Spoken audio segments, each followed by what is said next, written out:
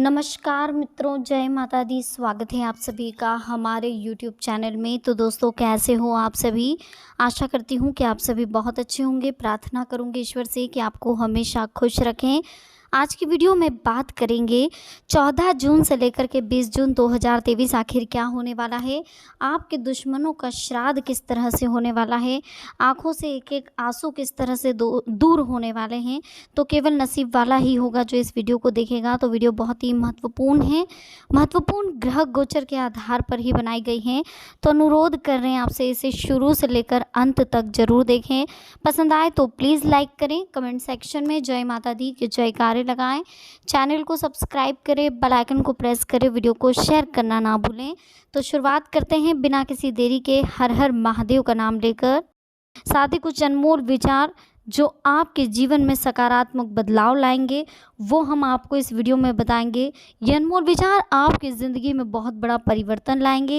इसके साथ ही श्री कृष्ण की उद्धव को वो सीख जो आपके लिए 14 जून से लेकर के 20 जून के लिए बहुत महत्वपूर्ण होने वाली ये सीख, क्योंकि ऐसी मूवमेंट आपके साथ भी क्रिएट होने वाली है। सितारे कुछ इस तरीके से बन रहे हैं, तो प्लीज़ वीडियो को बहुत ध्यान से सुनिएगा और समझिएगा। हम बताएंगे आपको कि आखिर क्या हो रहा है, आपके सितारों के ग्रह गोचर किस तरह से बन रहे हैं। उसके बाद हम बताएंगे कि अगले 14 जून से लेकर के 20 जून को आपको किस तरीके से रहना होगा, किन चीज़ों का ध्यान रखना होगा, कैसे समझना होगा, सब बातें हम करेंगे। देखिए, जब तक अभ्यास नहीं किया जाता तब तक ज्ञान का कोई अर्थ नहीं। अभ्यास करने के बाद ही ज्ञान का लाभ मिल पाता है। जिन लोगों का मन अशांत रहता है उन्हें किसी भी काम में आसानी से सफलता नहीं मिलती है। अशांति दूर करने का सबसे अच्छा तरीका है ध्यान रखना।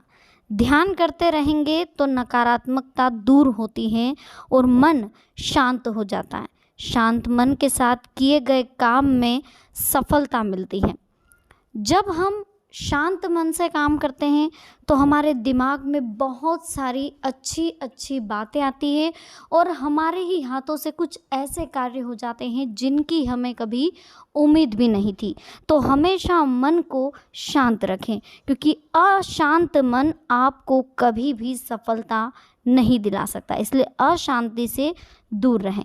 जब हम ध्यान करते हैं तो मन भटकना बंद कर देता है और हमारा पूरा ध्यान जो रहता है, तो थोड़ा सा मन को शांत रह कर के जीवन में काम करें। जब हम ध्यान करते हैं तो मन भटकना बंद कर देता है और हमारा पूरा ध्यान वर्तमान पर टिक जाता है।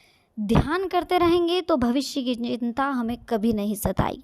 जब सांसें अशांत होती हैं तो मन भी अशांत हो जाता है। जब सांसें शांत होती है तो मन भी स्थिर हो जाता है और व्यक्ति की सेहत जो है अच्छी बनी रहती है। अब आप सोचिए, अगर आपको बेचैनी हो रही है, घबराहट हो रही है, तो क्या आपका मन शांत रहेगा? वहाँ भी घबराहट होगी, वहाँ भी बेचैनी होगी। इसलिए हमेशा अपनी सांसों को, अपने मन को शांत रखने की कोशिश करें ताकि आपकी सेहत भी अच्छी बनी रहे। हमें मन को स्थिर करने के लिए ध्यान करते रहना चाहिए, मेडिटेशन करते रहना चाहिए। ध्यान की कमी से अज्ञानता बढ़ती है और जब हम ध्यान करते हैं तो हमारा ज्ञान भी बढ़ता है। ध्यान करेंगे तो सही गलत का फ़र्क समझना संभव हो जाएगा। ध्यान करने के लिए दो चीज़ें सबसे ज़्यादा ज़रूरी है। पहली हमारा मन, दूसरी हमारा शरीर। इन दोनों चीज़ों का सही उपयोग करोगे तभी आप जीवन में ध्यान कर पाओगे। इसलिए जब तक अभ्यास नहीं किया जाता तब तक ज्ञान का कोई अर्थ नहीं है।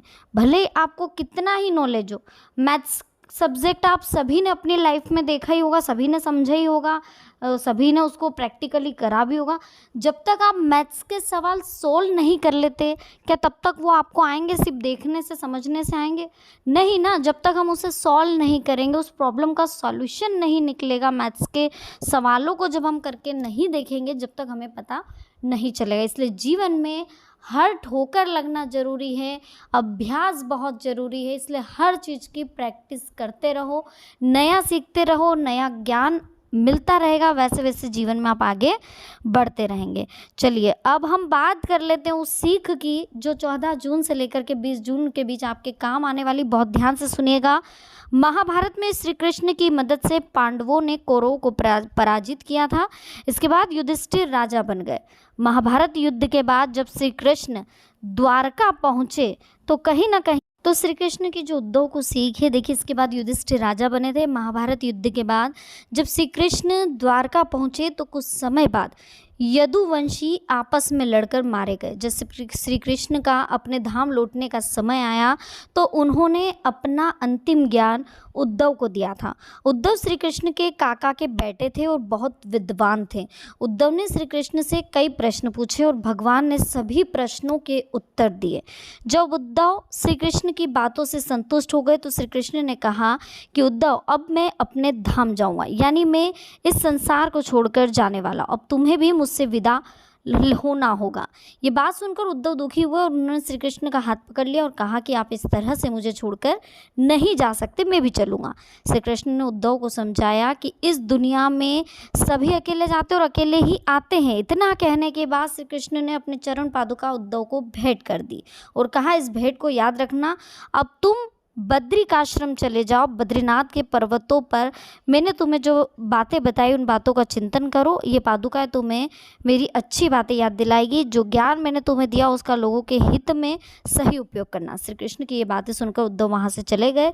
इसके कुछ समय बाद जरा नाम के शिकारी का बाण श्री कृष्ण के पैरों के तलवे पर लगा। इसके बाद श्री कृष्ण अपने धाम लौट गए। श्री कृष्ण ने इस कथा में उद्धव को अपनी पादुकाएं उपहार के रूप में दी और कहा था कि मेरी अच्छी बातें याद रखना और उनका सही उपयोग करना। जब कोई व्यक्ति हमें उपहार देता है तो भविष्य में उस व्यक्ति की अच्छी बातों को याद करना चाहिए और उन बातों को अपने जीवन में उतारने की कोशिश करना चाहिए।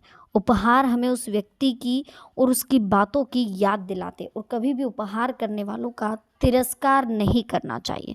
ठीक है, अगर हम बात करें समय आपका कैसा रहेगा 14 जून से 20 जून का समय बहुत ही खास और बहुत ही महत्वपूर्ण होने वाला है, बहुत ही स्पेशल होने वाला है। जीवन में आप बहुत जल्दी आगे बढ़ने वाले हैं, लाइफ में बहुत कुछ होने वाला है। तो टेंशन फ्री रहे, रिलैक्स रहे, ज़्यादा टेंशन लेने की घबराने की ज़रूरत नहीं है। जो होगा अच्छे के लिए होगा। बाकी ईश्वर की पूरी कृपा है आपके ऊपर। शांत रहे, मन को शांत रखे और हमेशा जीवन में कुछ अच्छा करने की कोशिश करें। वीडियो अच्छी लगी हो प्लीज़ लाइक करें और चैनल को सब्सक्राइब करना बिल्कुल भी ना भूलें।